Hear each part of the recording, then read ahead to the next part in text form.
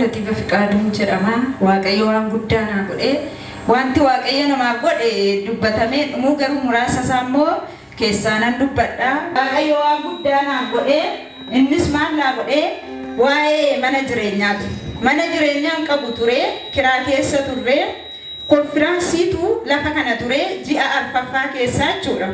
Achiin wangeelli lallabamee xumuramee sanbata gaafa guyyaa lama waaree booddee xumuramee raajiin kadhannaa eegalani. Wangeelli xumuramee booddee jechuudha. Achiin didaan waggaa dheeraa yeroo dheeraa namoonni sin jalaa dide didaan keessa sun har'an didu sin jalaan didu isinii jalaa howwaata. Namoonni akkasii warri bishaan qabdani bishaan kan ol kaafadha. Warri immoo bishaanicha of harkaa hin qabne biyyoo lafa kanaa qunxuradha irratti kadhadha. Didaan keessa yeroo dheeraa balballi cufamaan kanaan hin banama. Warri mana jireenyaa hin qabne kanaan mana jireenyaa argattu. Warri hojiin isin dide kanaan hojiin keessan hin milkaa'ati irratti kadhadha ol qabaa jedhan. Achiin warri kan bishaan ol qabatanii ani biyyoo lafa kanaan qunxuradhe raajiin irratti kadhatanii isinii xumurameera isinii raawwatameera. Namoonni baay'een isinii xumuramee 2014 kana keessa tokko 15 hin ce'in dhuga baatiif dhuftu waaqayyo isiniif xumuraa jedhan. Achiin galeeni warri mana jireenyaa hin qabne gala biyyoo kana bishaan kanas gibbicha keessatti facaasaa. Warri immoo dookimentii keessan didaa waggaa dheeraa hojii keessan isumarratti yaadaati irratti naqaa jedhan. Achiin galeen amantiin egaa yaa waaqayyoon jedhe seeneen gibbii keessa seenee warri immoo yeroo baay'ee namoonni as keessaa jedhan baarrii irra dhaabbatanii amma yoomittan baarrii namaa ankwaa ka'aa jettan as keessa jirtu waaqayyo galataaniin isin dhaabasiniin jedhaan. Ameen jedheen kan kooti jedhee nan jedha jechicha nan fudhadheen gale akkuma jedhe immoo naaf ta'e. Achiin galee otoo mana seeniin biyyicha galeen amantiin egaa gowwummaadhaan beekumsaan garraamummaadhaan jedheen biyyicha nan facaase. Facaaseen manatti ol galeen zimum jedhee mucaa siistarii koo na biratti isaanis kanan jennee ishiitti hime. Ishiin ta'a waaqayyo waan hin goone hin jiru jettee kolfinee dhiisne. Achiin beektu ta'e namoonni baay'een safarri kun na beektu mana keessa turre sana mana barnootaatiif ijaaramee amma mana barumsaa ta'ee jiraachuudha ilillii birraa. Achi safarri kun hundi akkam goonaa manichi baqannillee baay'ee dhiphata abbaan mana sanaa dhugaadha dhiphatu maal goonaa safara kana isinii barbaanna malee eessatti iyyuu baatan akkam goonaachaa turan. Achiinani abdii isa kana qaba waaqayyo namaa miti dubbisaaf amanamaadha nama jedhee nuugaa jedhee nana mana innis immoo akka jedhan abbaa manaa koo har'a boru miti waaqayyo waan godhu hin beeku jedha. Safarri kunillee mana nu barbaadutti jedhaniiru isaanis innis baay'ee dhiphachaa ture.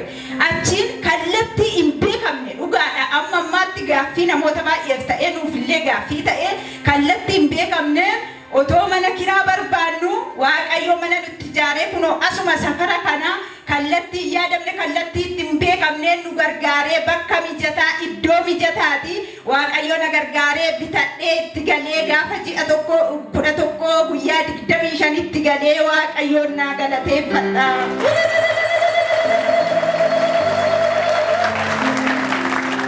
Ammallee sabni waaqayyo samana namatti ijaaru waaqayyoof galata. Jadi waktu kau sini gafada, asin namni waaqayyo waan qabatan qabadhaati ol gaafadhaa siniin kadhadha. Sirriitti kadhadhu kanaan immoo warri mana hin qabne mana argattu warri mana kiraa keessaa baatu jedhanii isin immoo amantimaan biyyoo lafa kanaa qabattanii akkuma isaan sin ajajaan godhatanii fuutanii galtanii gibbii sana keessa dirfistanii erga sanarraan kan ka'e mana jireenyaa mataa keessanii ijaarrattanii itti galtanii jirtu jechuudha. Eeyyeetti galeen jira ijaaramaa bitannee gibbii biraatii sotoo bayin gibbichumatti galee biyyicha facaasee gibbichuma baheen itti darbee kana waaqayyoon naa galateeffadhaa jedha. Warri immoo akkungoo warri ijaarrattanii waaqayyo baga sin gargaaree warri immoo ijaarranne akkasuma waaqayyoon abdii godhadhaa akkuma koo eeggadhaa inni sin dideen yeroo dheeraa hin raawwataa waaqayyo wanti dadhabamu tokkollee hin jiru akkuma jedhame hin danda'ama yeroo isaatti malee immoo ta'u wanti hundumtuu yeroo isaa eegee siniif xumuraa yaa saba waaqayyoo abdii waaqayyoon eeggadhaa inni danda'a waan hundumaayyuu siniin jedha dhaamsi koo. Raajii tokkichola ka'anii raajii daawwannee eebbisa waaqayyo gooftaan maccaa ayyaana kana caaluu dibata kana caaluu isaaniif dabalu akkanuma nama mul'ataa itti fufee nama deemu nama biyya addunyaaf Afrikaa biyyoota guddaaf ta'ullee Waaqayyo isaan haa taasisu jedha na eebbisa. Waaqayyo isin haa eebbisu afaan mana Waaqayyoo keessa jiraadha.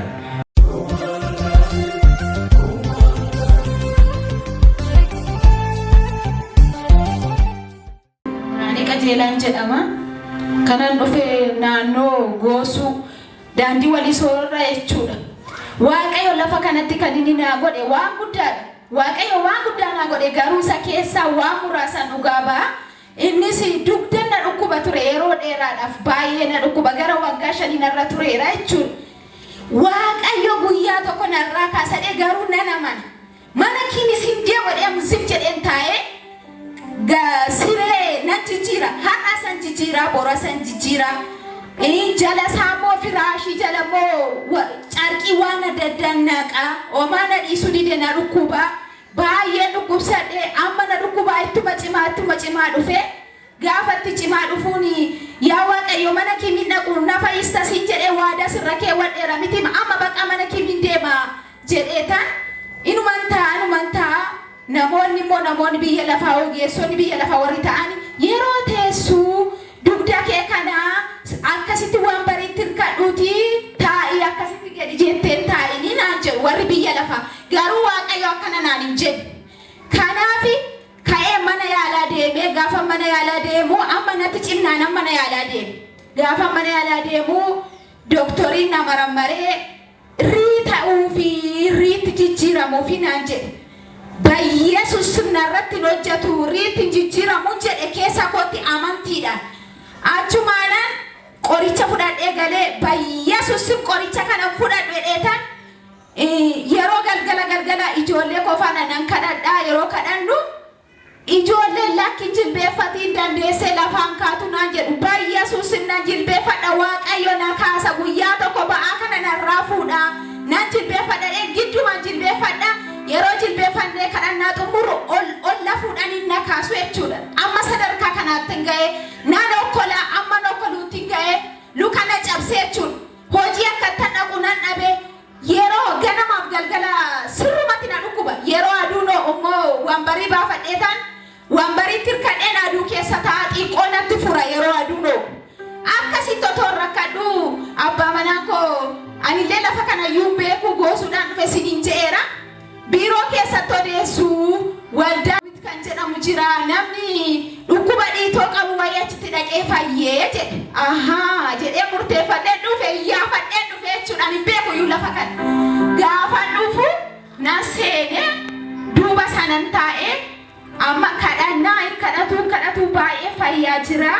Amma duudheera keessi koonni tokko aduu sitti dhiyee baay'ee naan jedhe. Inni tokko immoo maqaa Yesuusiin haadhuu numa galtaa naan jedhe. Nan taa'e namni baay'ee yaa'eerayyuu. Amma garuu qarqara kanaan taa'e koottumee naan jedhe raajiin. Achumaa nan dhufe garanatti. Ani garuu waan biraafan dhufe dugda kootiif iyyuu hin dhufne keessa kooti waan biraan qabadhee dhufe Waaqayyo garuu dugda koo argee jechuudha. Isa namni yaade miti Waaqayyo kan argu kanatti yaadne arga Waaqayyo. Achumaan na waamee dugda koo kana akkasitti na rukutee dugda si dhukkuba miti naan jedhe yeroo kana nan boo'e baqqaan ofiin beeku nan boo'e na dhukkuba narra tureeraan jedheeni. Achumaan na kadhatee guyyaa gaafa sanaati ka'ee nan fayyee amma nagaa kooti akka barbaadetti ol jedhaa gadi jedhaa dura xiqqoo malee dandeeyyuu hojii baay'een hojjedhu xiqqoon hojjedhaa sana booda natti ka'a edda siinaan fayyee firaashii jijjiiruun isin hafee sireessi sirreessu olii gadi nafee okkoluun koo si nafee Waaqayyoon naa galateeffadha.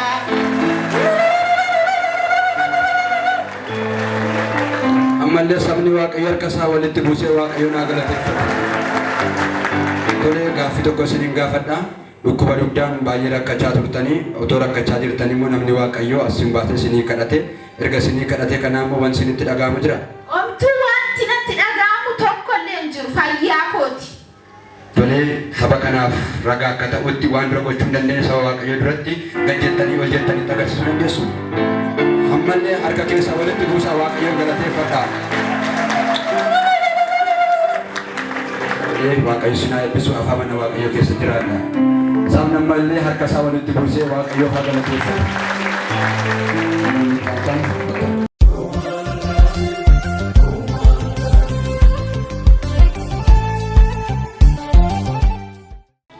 Maqaan koo Galataa Maammoon jedhama.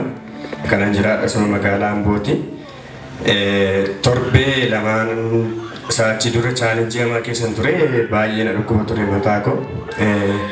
Yeroon dubbisus baay'een rakkadha ture jechuun akka nama fakkeenyaaf ampulii ilaalee deebi'ee kitaaba saaruu hin dandeenye akkasitti agartuu koo kanarra muufata ture. Sadarkaan kitaaba koo akkas godhee ija koo lamaaniin akkasittiin dubbisuurra ga'een ture jechuudha. Maaliif ija koo irra jaabuufatuu fi kan biraan mataa koo baay'ee na dhukkuba yeroo sana baqa ani immoo qormaataaf dubbisaan jira. Baqa abdii kutannaa yookiin chaalenjii hamaa keessan galee beektu gaa baay'een keessanii barattoonni jirtu ammam akka abdii nama qoxoobsa nama qotachiisu beektu. Maaliif hin dubbistan taanaan sammuu keessan firiidamii qabaatee hin dubbistan taanaan amma hammam cinqii akkamii akka ta'e namaa gala. Maaliif qophii qormaataa irra jira ture seexanni kaayyoo kana qopheessee ajandaa kana diriirsee fuuldura koo kaa'ee jechuudha. Waaqayyoon hundumaa danda'u immoo narraa cabsee torbee har'aa jechuudha manan taa'aa ture. Manuma naannoo sa'aatii 10 walakkaa ta'eerayyuu maatii koo faana taa'an jira. Kaza bakka maaziriin faa jiru waaqayyo akkasuma waan isaan beekuutuman taa'aa jiruuti. Charchii kana fidee fuulduruma koo kaa'e bakka akkasumatti maaf hin deemtu naan jedhe sa'aatiin 10 walakkaa ta'eera 11 ta'uu fi kaza maaziriin maali galgala deemtamoo amma maalee galgalaa jira sagantaa hin xumurama na jedhani. Egaa ani baay'ee rakkachaa jira dubbisuudhaaf baay'ee dadhabeera bakka jechuun dubbisan maan jedhu baay'ee na dhukkuba baalaansii kooyyoo amma sadarkaa torbee naannoo torbee tokko immoo baalaansii kooyyoo eeggachuu hin dandeenye ture jechuudha. Bakka baay'ee na darbata sammuu baay'ee na dhukkuba ture. Cumaani bakka lakki dirqama har'a naquun qaba bakka jedheen amantii guutuudhaan dhufe jechuudha. Amantii guutuudhaan dhufe baajaajii qabadhee dhufe bakka kanan taa'e jechuudha naannoo kana taa'e.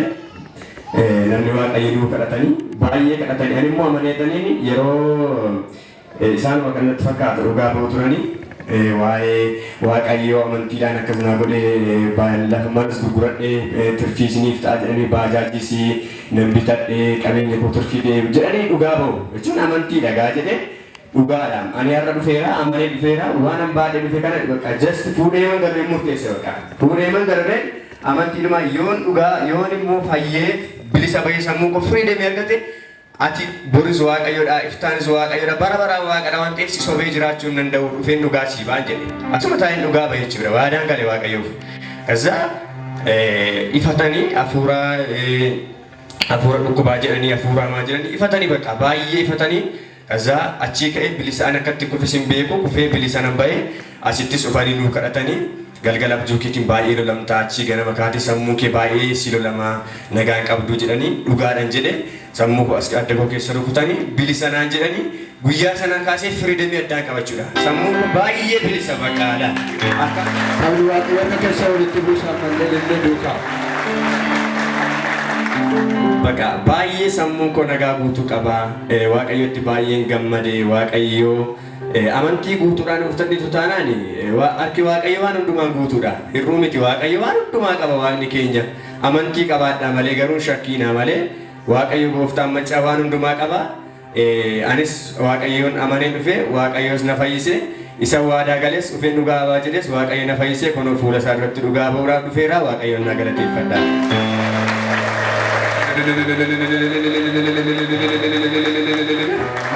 Tole gaaffii tokko sin gaafadha. Erga namni waaqayyooti sii kadhate dura dhukkuba mataatiin rakkata ture garatti dubbistuu qabdu. Erga sitti namni waaqayyo sii kadhatee ka'ee sammuu kee firiidamii argatee dubbisatee haala gaariin dubbisaa jirta jechuudha. Dhugaadha. Ani bakka amma dhibee tokkoon qabu sammuun koo hundumtuu nagaadha. Yeroon dubbisu firii ta'een dubbisaa waan tokko dhibeen hin jiru waaqayyoof haa galatu. Sabni waaqayyo malleessa furmaata namaaf kennu kana. Ilillee duukaa harka keessa walitti dubbisaa waaqayyoon galateeffata. Waaqayyo si haa eebbisu. Mafii mana waaqayyoo keessa jira.